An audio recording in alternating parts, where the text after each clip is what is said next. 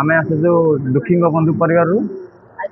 ଆମର କଟକ ଜିଲ୍ଲା ମାହାଙ୍ଗା ବ୍ଲକ ଗାଁଟା ନାମ ମେରିପୁର ଗ୍ରାମର ଗୋଟେ ଛୋଟ ପିଲାଟି 7 ବର୍ଷର ଗରମ ପାଣି ପଡ଼ି ତାର 70% ପୋଡ଼ି ଯାଇଥିଲା।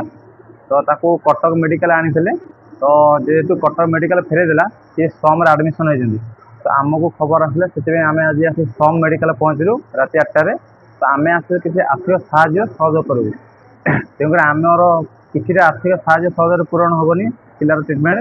ଆମେ ଚାହୁଁଛୁ ସବୁ ସଂଗଠନ ଥିବା ଭାଇ ଭଉଣୀମାନେ ଆସିକିନା ସମ୍ ମେଡ଼ିକାଲ, ଇଏ ହେଉଛନ୍ତି ତାଙ୍କ ବାପା, ତାଙ୍କ ପିଲା କିଛି ଆର୍ଥିକ ସାହାଯ୍ୟ ସହଯୋଗ କରନ୍ତୁ।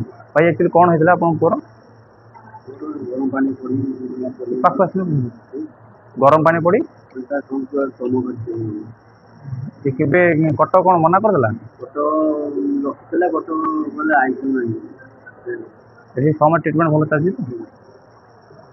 ଏବେ ପୁଅଟି ସୁସ୍ଥ ଅଛି ତ?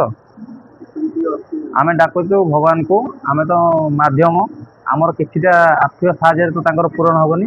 ତେଣୁକରି ଭଗବାନଙ୍କୁ ପାଖରେ ପ୍ରାର୍ଥନା କରୁଛୁ ତାଙ୍କ ପୁଅକୁ ଶୀଘ୍ର ସୁସ୍ଥ କରି ତାଙ୍କ ଘରକୁ ଫେରାନ୍ତୁ। ନମସ୍କାର, ଜୟ ଜଗନ୍ନାଥ।